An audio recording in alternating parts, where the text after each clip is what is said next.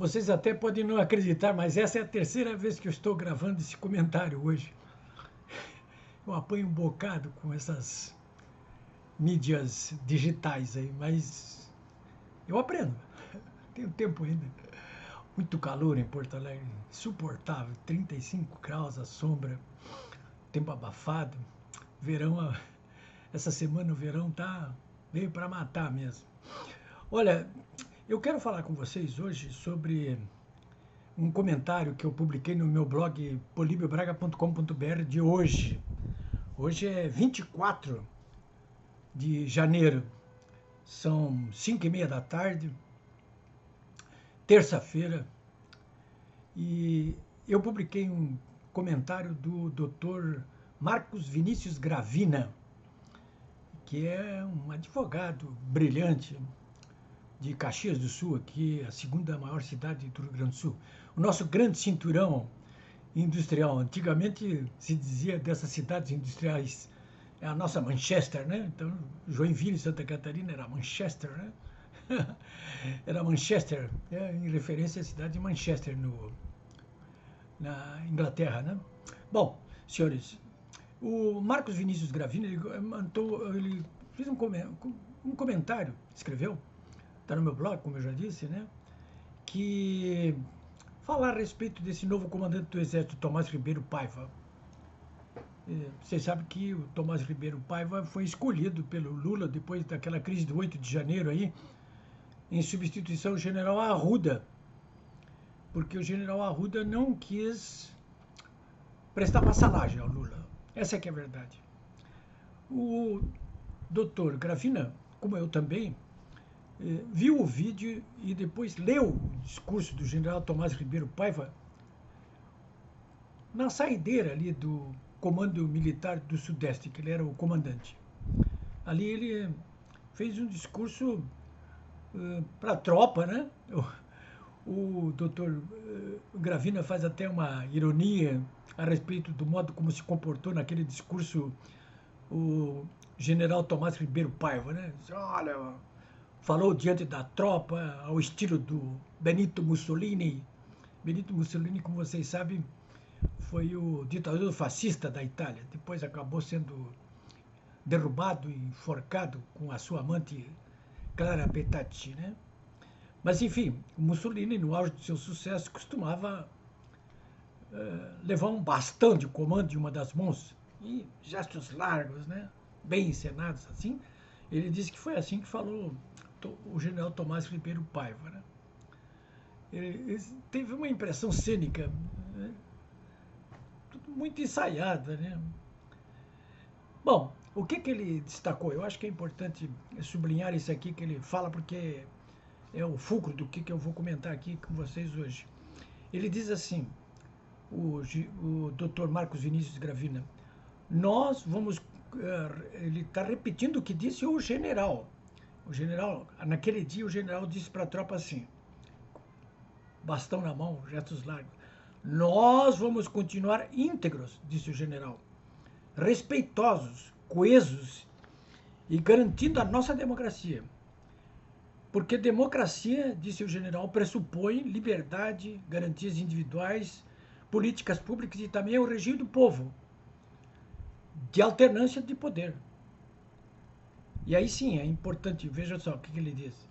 E voto é quando a gente vota e tem que respeitar o resultado da urna. Ponto. Bah, isso soa assim como música no ouvido dos lulapetistas e do STF, né? O Dr. Gravina, no entanto, ele resolveu analisar o momento em que o general Tomás Ribeiro Paiva fala em coesão das Forças Armadas. E ele pergunta o seguinte, porque nós sabemos que coesão foi o que não houve, né? Nesse episódio do 8 de janeiro. Antes, durante e agora. Mas, pergunta o Dr. Gravina, onde estava o novo comandante do Exército quando o seu superior hierárquico, no caso ali, nem era o chefe do comando do Exército, mas o próprio ministro da Defesa, Ele pergunta, onde é que ele estava, o general Tomás, quando o seu superior hierárquico atendeu o convite, que na verdade foi um convite de faz de conta, né, feito pelo Barroso, na época era o presidente do TSE. Então ele diz, onde é que ele estava, o general, quando o ministro da Defesa atendeu esse convite de faz de conta do TSE para acompanhar e examinar as urnas. Onde é que ele estava? O Barroso se passou ali quando convidou entidades para fazer parte de uma recém-criada comissão da transparência. Achou que os militares iam ali indicar a gente para aquela comissão ali para fazer de conta, porque era isso que eles queriam. Mas não fez de conta. Os militares, na verdade, o ministro da Defesa e o comandante do Exército indicaram vários oficiais especialistas em TI e eles foram ali e constataram uma série de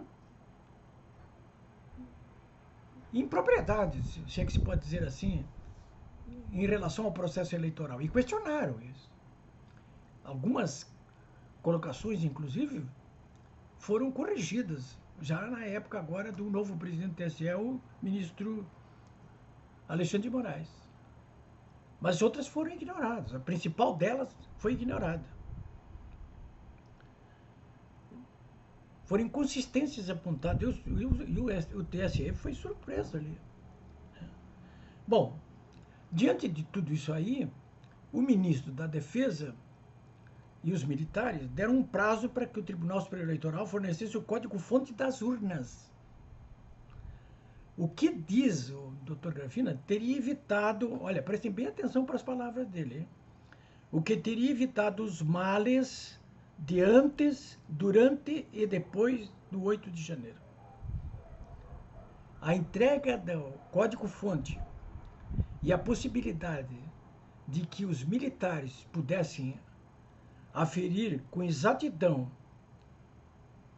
todas as ambiguidades do processo eleitoral, a entrega disso, com certeza, evitaria os males de antes, durante e depois do 8 de janeiro. Lamentados por todos, claro, pelo advogado sobre o qual estou falando e sobre mim mesmo, né? Os danos ao patrimônio, as prisões, campo de concentração, multa, censura, imprensa, condenações que acabaram chocando até a insuspeita Ordem dos Advogados do Brasil, mas chocando a nem um pouco suspeita Ordem dos Advogados do Brasil aqui do Rio Grande do Sul. Ora, o TSE virou as costas ao comando do Exército. Negou o atendimento formal e legal do pedido, desafiando as suas atribuições de Estado. Portanto, diz o advogado, concluindo, né, o TSE está em falta com as Forças Armadas, em especial com o Exército. Por isso, foi um ato equivocado do atual comandante, o general Tomás, que pregou ter de se respeitar o resultado das urnas, já que houve um impedimento claro da auditoria requisitada pelo próprio Exército, do qual é o comandante hoje, o general Tomás. Falar à tropa o que quer, claro, e eu que quero o presidente atual, é confortável.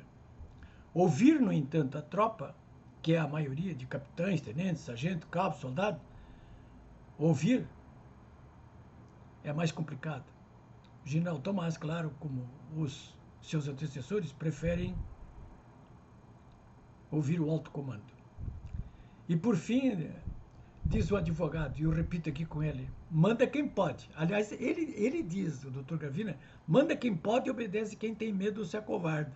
Eu costumava dizer, manda quem pode e obedece quem tem juízo, né?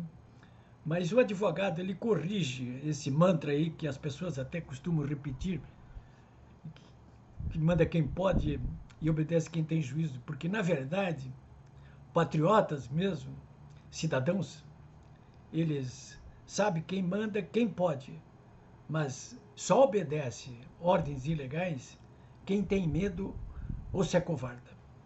Pelo jeito, o Dr. Gravina não é daqueles que são possuídos pelo medo ou pela covardia.